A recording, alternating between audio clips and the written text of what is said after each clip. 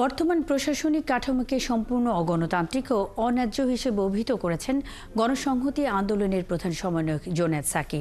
শনিবার কৃষিবিদ ইনস্টিটিউটে আন্তঃক্যাডার বৈষম্য নিরসন পরিষদ কর্তৃক আয়োজিত জন আকাঙ্ক্ষা পূরণের প্রত্যাশিত সিভিল সার্ভিস শীর্ষক সেমিনারে কথা বলেন তিনি।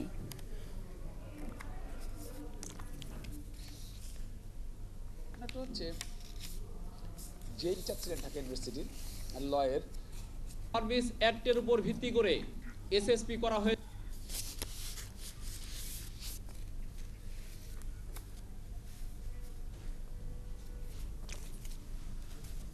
আপনাদেরকে বলেছেন এবং আমি দেখাতে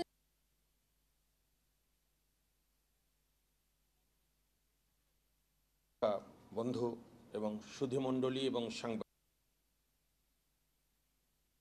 করেছে আমরা নির্বাচন কমিশন সংস্কার